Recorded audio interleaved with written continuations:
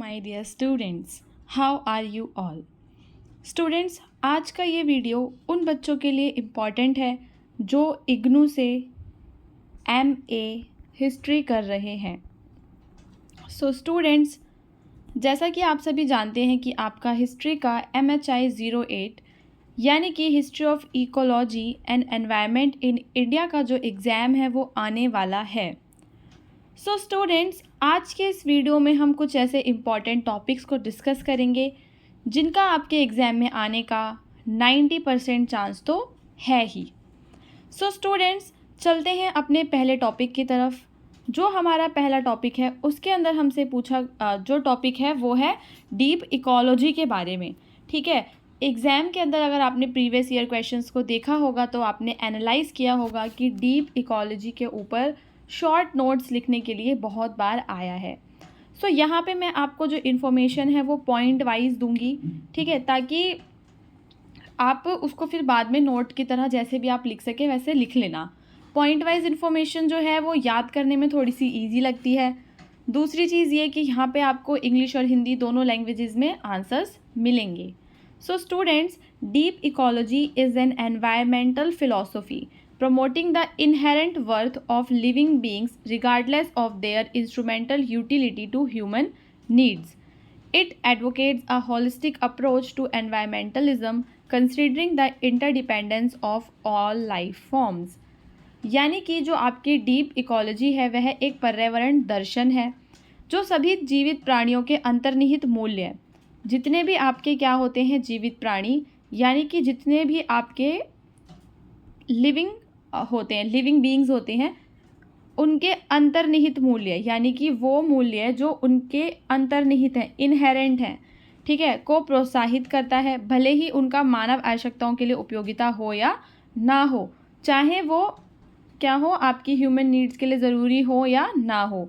यह पर्यावरणवाद के प्रति एक समग्र दृष्टिकोण का समर्थन करता है, सभी जीवन रूपों की पारस्परिक निर्भरता को ध्यान में रखते हुए। इसके कुछ कोर प्रिंसिपल्स हैं, इसके जो मुख्य सिद्धांत हैं वो क्या हैं। इसके अंदर हम नेचर की इंट्रिंसिक वैल्यू की बात करते हैं। The reduction of human impact on the environment and the belief that flourishing of human and non human life requires a substantial decrease in human population and consumption. इसका मतलब क्या है कि जो डीप इकोलॉजी है उसके मुख्य सिद्धांत में प्रकृति का अंतर्निहित मूल्य, पर्यावरण पर मानव प्रभाव को कम करना और यह विश्वास शामिल है कि मानव और गैर मानव जीवन की समृद्धि के लिए मानव जनसंख्या जो है उसे कंट्रोल किया जाए। ठीक है, डीप इकोलॉजी एक बार अगर आप दोबारा से ध्यान से देखेंगे तो आप समझ पाएंगे कि यह एक तरह का पर्यावरण दर्शन है। ठीक है, जो किस चीज़ के बारे में बात करता है, ये बात करता है अंतर्निहित मूल्यों के बारे में, पर्यावरण पर मानव के प्रभाव को कम करने के बारे में, ठीक है, और मानव जनसंख्या के विकास के बारे में भी। ठीक है, कि हम मानव जनसंख्या जो है उसको कम कैसे करें, ह्यूमन पॉपुलेशन को डिक्रीज़ करें और जो कंजम्पशन है उसे भी कम करें। तो ये इसका मुख्य सिद्धांत है। अब हम बात करेंगे बायोसेंट्रिक इक्वालिटी की।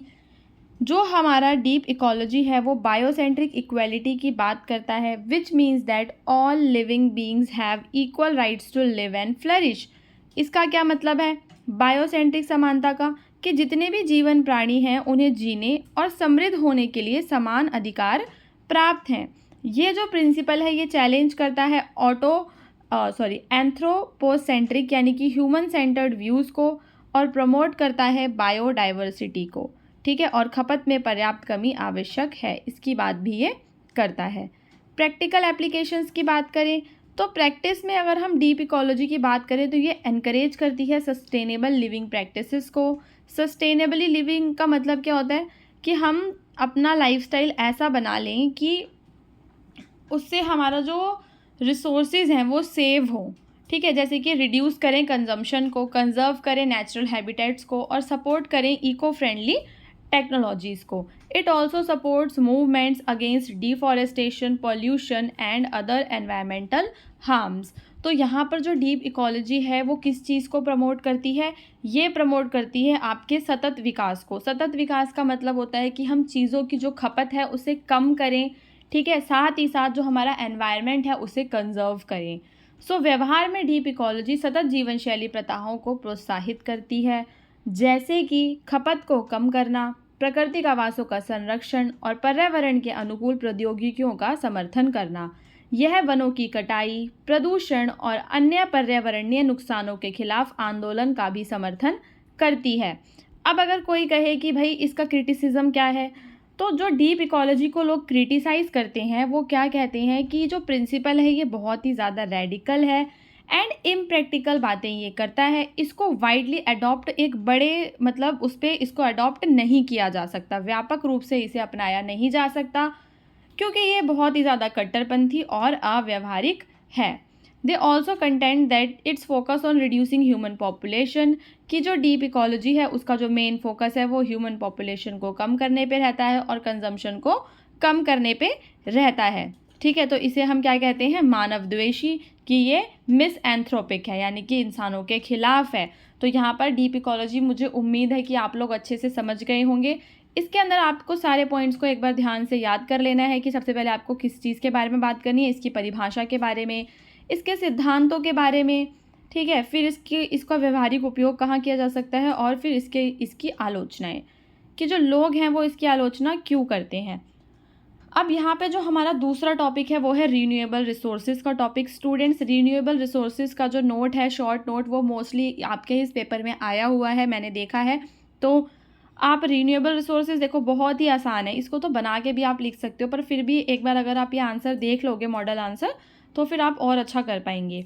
सो renewable resources are natural resources that can be replenished naturally. जो रीन्यूएबल रिसोर्सेज हैं वो रिसोर्सेज हैं जो अपने आप से दोबारा से नए हो सकते हैं over a short period of time, और उन्हें बहुत ही कम समय लगता है दोबारा से नया होने में। रीन्यूएबल सोर्सेज में आपका solar energy, wind energy, hydro power, biomass और जियोथर्मल एनर्जी आता है। रीन्यूएबल एनर्जी को हिंदी में कहते हैं नवीकरणीय संसाधन। सो स्टूडेंट्स, ये वे संसाधन होते हैं जो प्राकृतिक संसाधन हैं जिन्हें कम समय में स्वाभाविक रूप से पुनः पूर्ति, यानी कि जिन्हें कम समय में दोबारा से प्राप्त किया जा सकता है। इसका उदाहरण है आपका सौर ऊर्जा, पवन ऊर्जा, जल विद्युत, जैव ईंधन और भूतापीय ऊर्जा। सो स्टूडेंट्स, मुझे उम्मीद है कि आपको इसकी परिभाषा बहुत ही अच्छे से समझ में आ गई होगी। अब हम बात करेंगे इसके इम्पॉर्टेंस की। सो जो रीन्यूएबल रिसोर्सेज हैं वो क्रूशियल हैं, इम्पॉर्टेंट हैं for the sustainable development. Sustainable development के लिए इम्पॉर्टेंट हैं as they provide a continuous supply of energy without depleting the earth's natural capital, क्योंकि जो हमारे रीन्यूएबल रिसोर्सेज हैं ये कंटिन्यूअसली सप्लाई करते हैं, ठीक है। जैसे कि सोलर एनर्जी है वो कंटिन्यूअस है, रोज़ आएगी। They help in reducing green house gas emissions and combating climate change. अगर हम रीन्यूएबल एनर्जी सोर्सेज का यूज़ करते हैं तो क्या होता है, किस चीज़ का फ़ायदा होता है रीन्यूएबल एनर्जी को यूज़ करने से?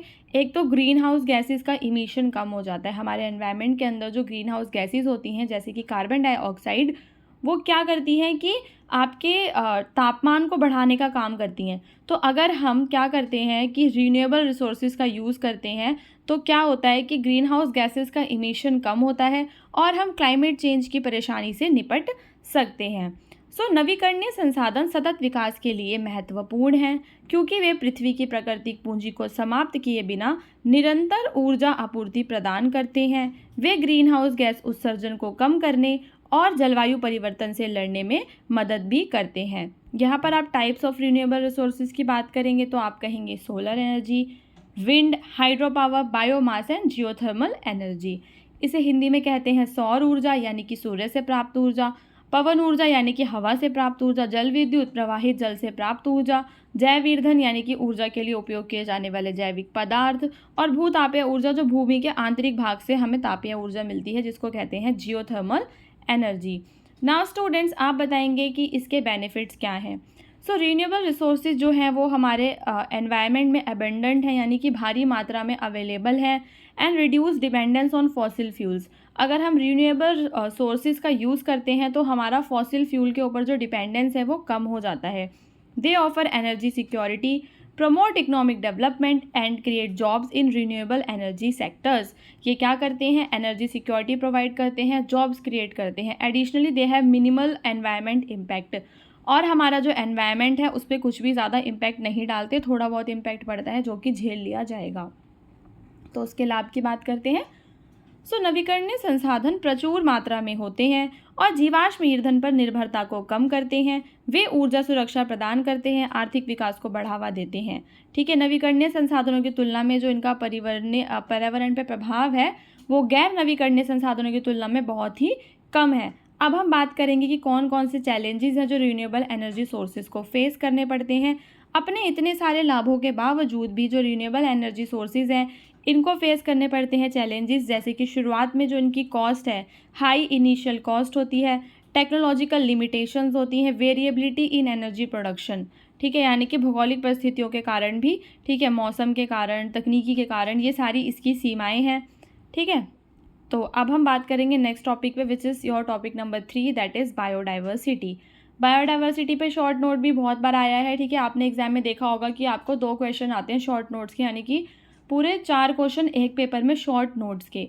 अगर आपको इसी तरह के और भी वीडियोस चाहिए तो आप नीचे कमेंट करके मुझे ज़रूर बताएंगे कि आपको कौन से पेपर का वीडियो चाहिए। ठीक है, और अगर आप चैनल को सब्सक्राइब कर लेंगे तो ज़्यादा अच्छा होगा, क्योंकि फिर इससे आपको सारे वीडियोस टाइम टू टाइम जल्दी जल्दी मिलते रहेंगे। ठीक है, एमए हिस्ट्री के। और अब चलते हैं अपने टॉपिक में, जो कि हमारा बायोडाइवर्सिटी है। इसकी डेफिनेशन की बात करते हैं। Biodiversity refers to the variety of life forms on the earth. हमारी धरती पे जो अर्थ पे जो वेराइटी है, अलग अलग लाइफ फॉर्म्स हैं, including different plants, animals, micro organisms, the genetic information they contain and the ecosystems they form. तो ये सारी जो चीज़ें हैं ये बायोडाइवर्सिटी यानी कि आपकी जैव विविधता में आ जाती हैं। जैव विविधता पृथ्वी पर जीवन के विभिन्न रूपों को दर्शाती है। किसको दर्शाती है? पृथ्वी पर जीवन के विभिन्न रूपों को दर्शाती है, जिसमें पौधे, जानवर, ये सारी चीज़ें, उनकी आनुवांशिक जानकारी भी आती है। इसकी इम्पोर्टेंस क्या है? जो बायोडाइवर्सिटी है उसका क्या महत्व है? बायोडाइवर्सिटी जो है वो एसेंशियल है एक हेल्दी और स्टेबिलिटी बना के रखने के लिए हमारे इकोसिस्टम में। ये प्रोवाइड करती है wide range of ecosystem services including food, medicine, clean water, air, pollination of plants and climate regulation. जो जैव विविधता है वो क्या करती है? खाद्य दवाइयाँ, खाद्य पदार्थ, स्वच्छ पानी, हवा, पौधों का परागण और जलवायु विनिमयन में कई सारी जो सेवाएं हैं वो प्रदान करती है। बायोडाइवर्सिटी के लेवल्स की बात करें तो बायोडाइवर्सिटी को हम 3 लेवल्स पे पढ़ सकते हैं। पहली जेनेटिक डाइवर्सिटी, दूसरी स्पीशीज़ और तीसरी इकोसिस्टम डाइवर्सिटी। जैव विविधता के जो स्तर हैं वो 3 हैं: आनुवांशिक विविधता, प्रजाति विविधता, ठीक है, और तीसरी है आपकी पारिस्थितिकी तंत्र विविधता। ओके, स्टूडेंट्स, अब हम बात करेंगे कि जो हमारी बायोडाइवर्सिटी है उसको क्या थ्रेट्स हैं, उसे क्या खतरे हैं, वो क्यों समाप्त होती चली जा रही है।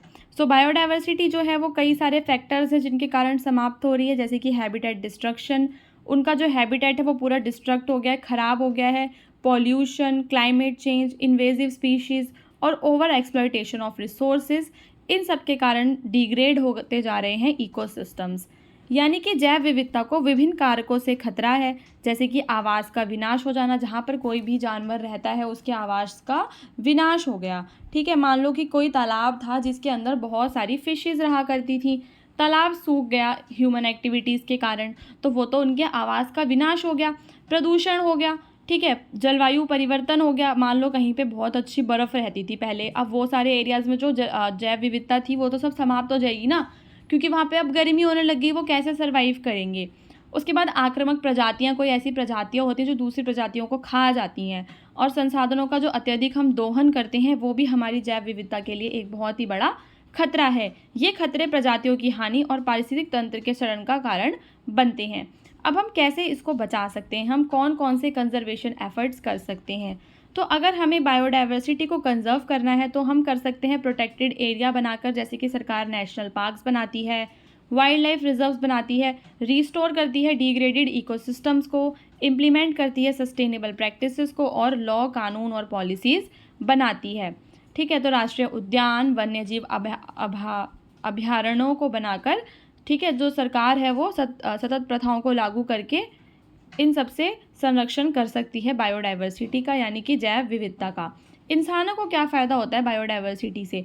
जो बायोडाइवर्सिटी होती है वो कई सारे बेनिफिट्स प्रोवाइड करती है ह्यूमंस को। इकोनॉमिक बेनिफिट्स, जैसे कि रिसोर्सेज और इंडस्ट्रीज़, इकोलॉजिकल जैसे कि इकोसिस्टम की सर्विसेज है ना, जैसे कि वो जो प्लांट्स हैं वो ऑक्सीजन प्रोवाइड करते हैं, वो सारी इकोलॉजिकल। और कल्चरल भी, कुछ ऐसे ट्रीज़ वगैरह होते हैं, ऐसे पक्षी होते हैं जिनकी स्पिरिचुअल वैल्यूज़ होती हैं, रिक्रिएशन में भी काम आते हैं। जैसे कि लोग हैं ना एकदम एक जगह रह के परेशान हो जाते हैं तो वो पहाड़ों पे चले जाते हैं, तो वो रिक्रिएशनल एक्टिविटी हो गई। तो मनुष्यों को भी लाभ होता है जैव विविधता से, ठीक है, जिसमें उनके आर्थिक लाभ, पारिस्थितिकी लाभ और सांस्कृतिक लाभ तीनों ही शामिल हैं। सो स्टूडेंट्स, यहाँ पे जो भी आंसर्स थे हमने डिस्कस किए हैं सिर्फ पॉइंट वाइज, क्योंकि एक बहुत ही लंबा 20 मार्क्स का आंसर अगर मैं यहाँ लिख के दूंगी तो वो पॉसिबल भी नहीं है। ये जो पॉइंट्स हैं आपको इन्हें ध्यान में रखते हुए पेपर के अंदर अपना आंसर फ्रेम करके आना है। सो स्टूडेंट्स, इसी तरह के और वीडियोस मेरे चैनल पे मैं आपको प्रोवाइड करूँगी। सो उसके लिए आप चैनल को सब्सक्राइब कर सकते हैं।